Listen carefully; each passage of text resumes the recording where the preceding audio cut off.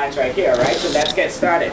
Our dolphins are mammals just like us, and their bodies are adapted to live inside the sea. Now, can anybody tell me the 5 traits that we share with dolphins being mammals? Or I will give you a clue. They are yellow and they're on this board right in the back here.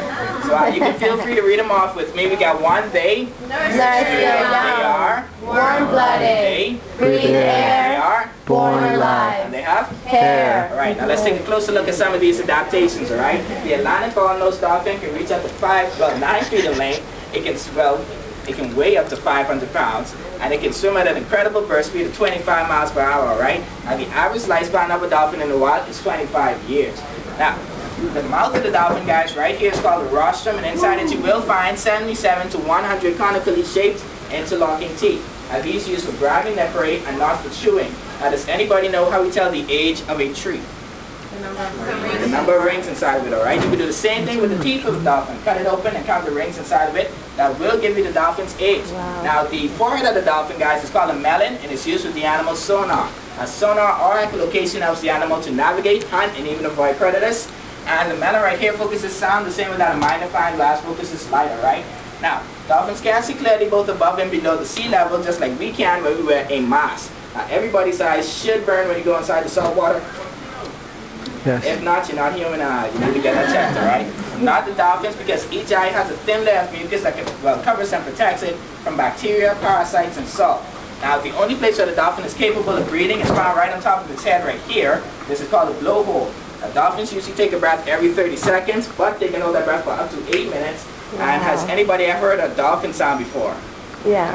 Yes, alright. Well, all those sounds that you guys have heard and that you're going to be hearing today come from the blowhole right here, right? Wow. So you guys can listen out for those different sounds down your programs. Now, also, dolphins do have 3 types of fins. You got one, the dorsal fin, which is used for balance and stability. Back here we got the flukes, which is used for power, and underneath here we got the pectoral fins, which are used for stopping and steering. Now, of these 3 fins, guys, which fins do you think has bones inside of them? Or I will rephrase the question for you. Which pair of fins has bones inside of them? Pectoral. Pectoral fins, right underneath there. In fact, if you were to take an x-ray of the pectoral fins, you will find the 5 digits inside of your hands and also the bones inside of your arms. And this is why scientists believe that they once walked on land over 53 million years ago. Lie. These are the 2 fins, the dorsal fin and the flukes, are made up of a fibrous connective tissue called collagen. Now, this is similar to the cartilage inside of our nose and our ears. Now, in between the dorsal fin and the flukes, guys, you got the strongest and largest muscle inside the dolphin. It is called the peduncle. Does anybody find that funny except for me? Peduncle. Yeah, you can call it the peduncadunk. It's pretty cool.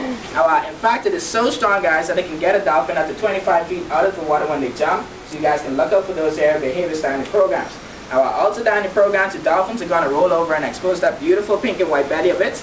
Inside the middle, you will notice and feel a thumb-like indentation called the Belly button. which is another trait of them being a mammal. They are born live. Now, the only place where we can tell the difference between a male and a female dolphin is look inside this general area right here. This is called the genital area.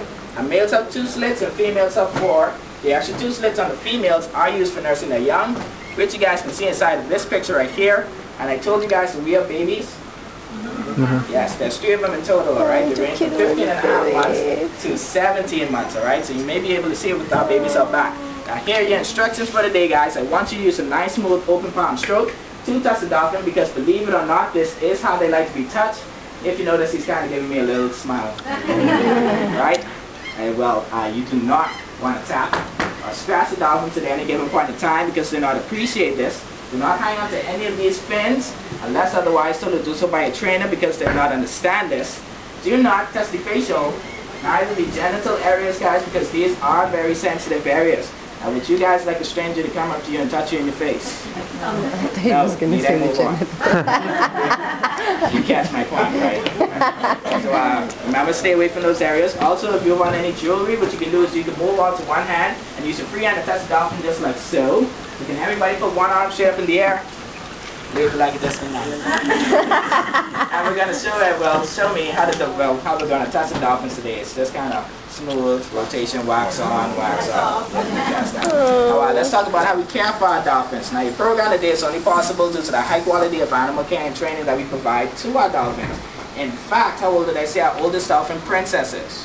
41. And what's the lifespan out in the wild? 25. Cool. So you see, guys, the dolphins under human care do have the potential to live longer and healthier lives. This is because of three things. We got one, we protect them from predators and pollution. Secondly, we provide them with a healthy and balanced diet. And thirdly, we give them the mental and physical stimulation of training. Our interactive training program is made up of three parts as well. We got one, the dolphins are trained to interact with all of you guys. Secondly, all participation from the dolphin is completely voluntary. And thirdly, we have built that trusting relationship through years of training, like I said. Now, our here Dolphin Encounters, we do use a method of training called operant conditioning. This is where we ask an animal to touch and follow a target, much like this one right here, in order to teach it a behavior, right? Now, this consists of 5 parts. We got one, the signal, which tells the animal which behavior to do. Secondly, we've got the target, which tells the animal where and how to do that behavior. Thirdly, we've got the whistle. I'll give you a toot. Which tells the animal when the behavior was done correctly. And if the behavior was done correctly, guys, we give them a reward. If it was done incorrectly, we give them a timeout, alright? Now, speaking of rewards, what type of rewards do you think we give our dolphins besides fish? And the hands go down. Right, we give them pets, love and affection right here. Also, think children on Christmas Day. Presents. Presents, what are in those presents? Toys. Toys. Beach balls is pretty good. But toy, yeah, beach ball technically is a toy. So yeah, we give them toys to play with. Also, we give them time to play with other dolphins and time to interact with their favorite trainers. And yes, these guys do have favorite trainers, and trainers do have favorite dolphins. Now, my favorite dolphin, her name is Dot. She's 27 years old. She has a baby in the pool with her. Her name is Laguna. And I just kind of love her. She's my girlfriend. I'm going to take little Miss Lady out back, if she would. Just give me a quick stand and everybody give her a nice round of applause. Now, she's going to be my little dolphin for the day. Now, I'm going to use her forehead, guys, as the tip of the dolphin's rostrum to explain how this training method works. So first things first, what I do is I take my target, I gently place it on the tip of the dolphin's rostrum. I won't actually touch it with this. I'll blow my whistle just like so. And I give her a reward. Thank you very much. Now, I repeat the steps several times, alright? Now, after all of that, what I do is I move my target a short distance away from her rostrum, and if she moves to touch the target, alright, now then I know that I've taught her to want to touch this target, and therefore I can teach her any other behavior again in the future, alright? So if I were to take my target right here and place it on my cheek, would you think she should give me a great big? Kiss. Oh yeah. Each and every one of you guys are going to be getting down the programs, alright? A little kiss from a big dolphin, and give this lady a nice round of applause. Yay.